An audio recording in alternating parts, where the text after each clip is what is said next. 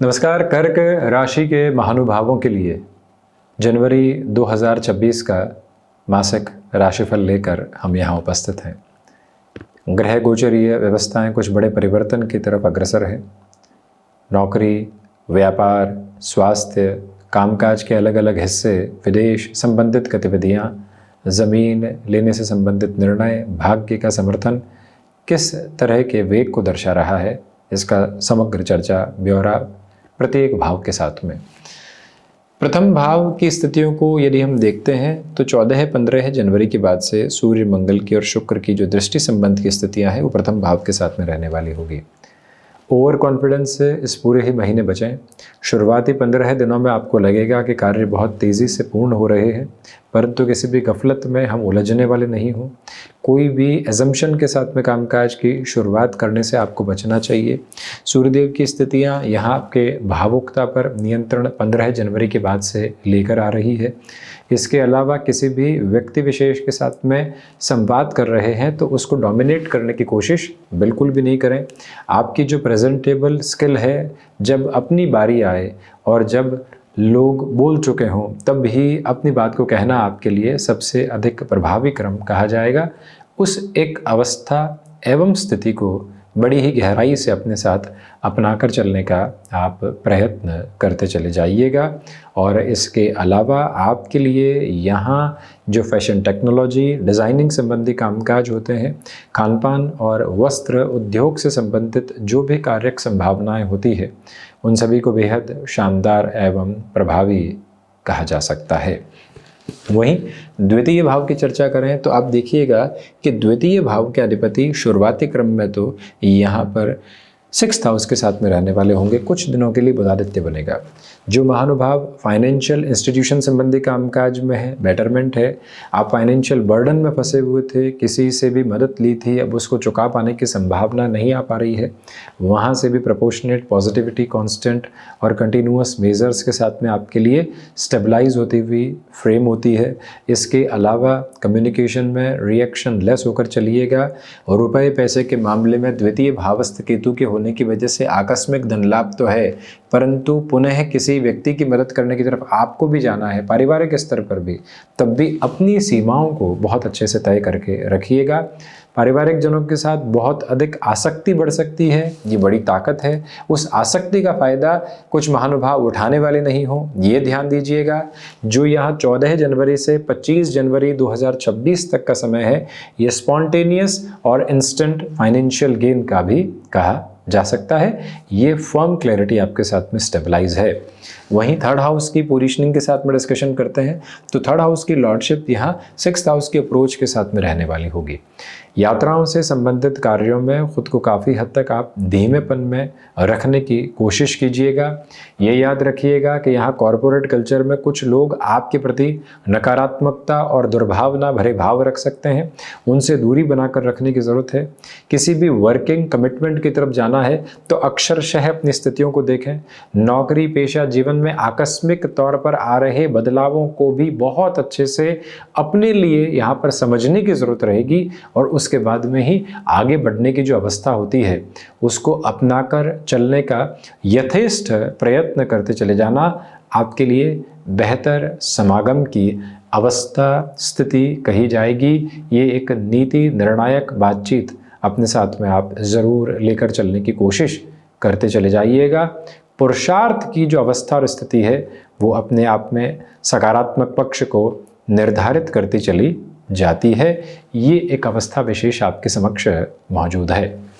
वहीं 4th भाव 4th house की लॉर्डशिप 7th हाउस की पोजीशंस के साथ में है, मित्र राशि स्थान में है, इसलिए इंटीरियर डिज़ाइन संबंधी कामकाज में व्यवस्थित वृद्धि सामने निकल कर आ सकती है। वस्त्र उद्योग संबंधी कामकाज में आप मैन्युफैक्चरिंग की तरफ जाना चाहते हैं तो जो 12 जनवरी से लेकर 31 जनवरी 2026 तक का समय है, अत्यंत व्यवस्थित कहा जाएगा। मन के भीतर की नकारात्मकता को हटाकर चलिएगा।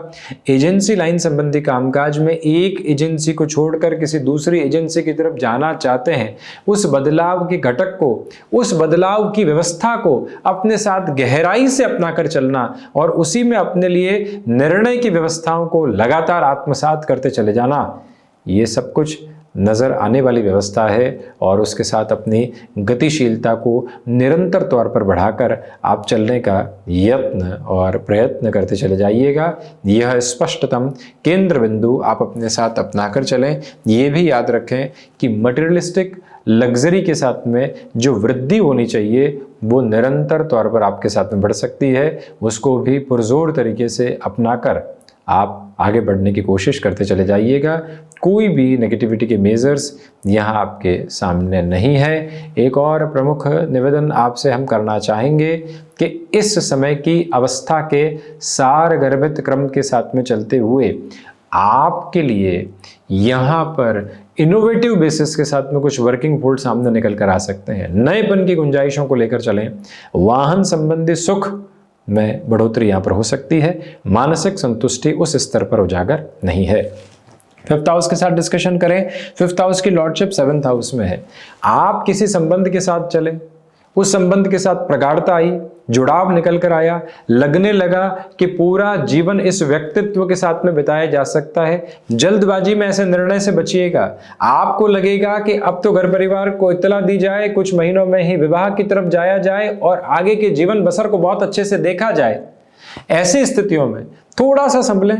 इसके अलावा आपके लिए रिलेशन में इवॉल्व होने का टाइम रहेगा क्योंकि मंगल शुक्र साथ में है, परंतु जल्दबाजी ठीक नहीं। वैसे भी द्वितीय भावस्थ केतु है। इसके अलावा स्टॉक मार्केट की पोजीशन में आप लोगों को सलाह देने की स्थितियों के साथ में जुड़े हुए हैं, तब तो इस समय के क्रमबद्ध सिरों को और अधिक सकारात्मकता में देखा जा सकता है और अधिक जोश खरोश के साथ में आगे बढ़ाया जा सकता है। उस तीव्रता भरी जो एक तरह से अभिलाषा होती है उसको गहराई से अपनाकर चलिएगा। क्षमताएं आपके साथ में प्रमुख तौर पर बेहतरी के पूरे ही आधार क्रम बनाती चली जा रही है। कोई भी नेगेटिविटी के मेजर्स यहाँ साथ साथ में स्टेबलाइज होकर बिल्कुल भी चलने वाले नहीं होते। संतान पक्ष के साथ वैचारिक द्वंद्व रह सकता है, उससे पूर्णतया संभलने का प्रयत्न करें। अपनी क्षमताओं को कहीं पर भी बढ़ा चढ़ाकर देखने की आवश्यकता आपको बिल्कुल भी नहीं है। 6th हाउस की जो अप्रोच है, यानी 6th भाव के जो अधिपति है वो द्वादश भावस्थ है। गुरु और बुध का जो परिवर्तन है सम्यक तौर पर यहाँ सामने बना हुआ है। जो विदेश संबंधित कार्यों में एक्सपोर्ट से संबंधित गतिविधि होती है उसमें आर्थिक भार को बढ़ाकर कोई भी निर्णय लेकर चलने से बचिएगा। अनजाने व्यक्ति के साथ ऐसे सिरों में कामकाज करने से बचें जहां पर हमको लग रहा है कि मुनाफा बहुत अधिक है परंतु आकस्मिक तौर पर निर्णय लेने पड़ रहे हैं। समझिएगा कि हम समय की अवस्थाओं के साथ में उलझने वाले नहीं हो। कई बार 1 से 2 रुपया बनाने के सिलसिले में व्यक्ति उस 1 रुपये को भी 25 पैसा बना बैठता है। उन गलतफहमियों से बचिएगा। इसके अलावा आपके लिए यहाँ पर अर्थ पक्ष में जो भार है वो कम होने की पूरी तैयारी करते चले जा रहे हैं। शत्रु पक्ष हल्के फुल्के तौर पर हावी रहेगा, वो आपके मन मस्तिष्क पर हावी है, आपकी चेतना पर हावी है। इसके अलावा किसी भी नुकसानदायक अवस्थाओं के साथ में वो अंतराल क्रम बिल्कुल भी नहीं है।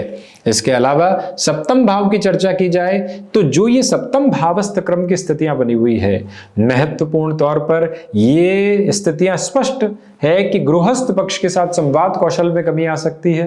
बिजनेस पार्टनरशिप में छोटे छोटे कॉन्ट्राडिक्शंस आपको डिस्टर्बेंसेस की पोजीशन के साथ में और ज्यादा बढ़ोतरी की तरफ लेकर चल सकते हैं।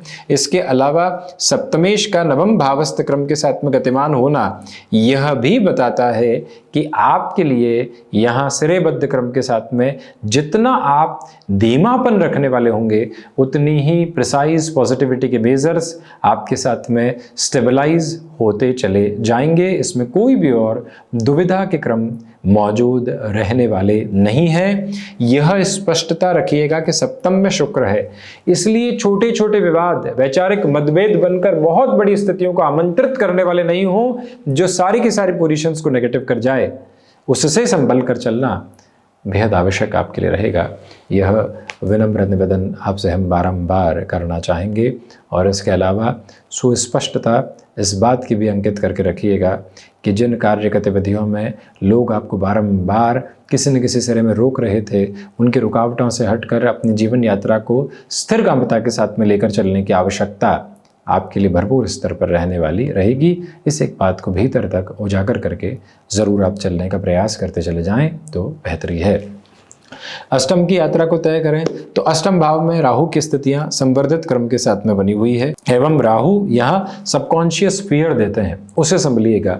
विदेश संबंधित कार्यों में आकस्मिक तौर पर आने वाले अवसरों से दूरी बनाकर रखें। केमिकल संबंधी कामकाज में और हुनर संबंधी कामकाज में उलझनों से बचकर चलने का यथेष्ट प्रयत्न करते चले जाइएगा। नवम भाव में शनिदेव है, भाग्य का सामर्थ्यवान संकेतक आपके साथ साथ है।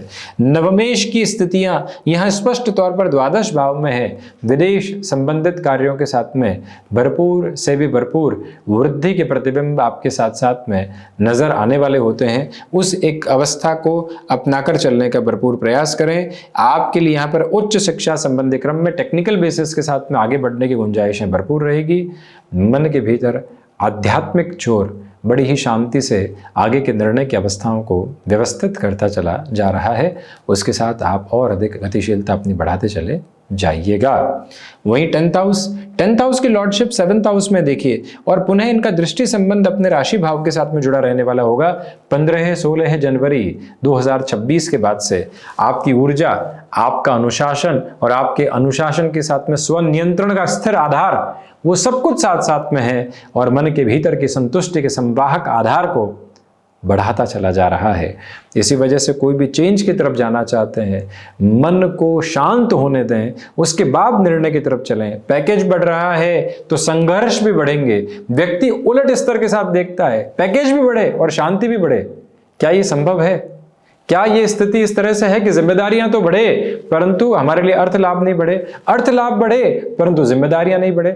इन दोनों ही अवस्थाओं के साथ में सिमेट्रिकल प्रोपोर्शंस चला करते हैं। बस उस अवस्था को स्वीकार करके चलिएगा और अपने अनुशासन को दूसरों पर थोपने से बिल्कुल बचें। प्रत्येक व्यक्ति अपनी जगह सही है परंतु किसी को उदाहरण देकर उसे सही करने की तरफ लेकर जाना, ये सबसे बड़ी ताकत है। लाभ भाव के साथ में शुक्र की स्थितियां सप्तम भावस्थ क्रम के साथ गतिमान है। आत्मविश्वास में प्रखर स्तर के साथ में वृद्धि है। वहीं पर कला संबंधी क्षेत्र में विशेष स्तर पर बेहतरी के सम्यक क्रम समक्ष निकल कर आने की तैयारी करते हैं। उसे भरपूर ऊर्जा के केंद्र बिंदु के साथ में लेकर चलने का आप प्रयत्न करते चले जाइएगा। यही व्यवस्था विशेष अपना कर रखने की ज़रूरत आपको रहेगी और इसके अलावा कोई भी नकारात्मकता भरे भाव यहाँ पर उपस्थिति दर्ज नहीं करवाते हैं। मन के भीतर इस एक आशा की जागृति को पल्लवित करते हुए आप आगे बढ़ने का प्रयत्न करते चले जाइएगा।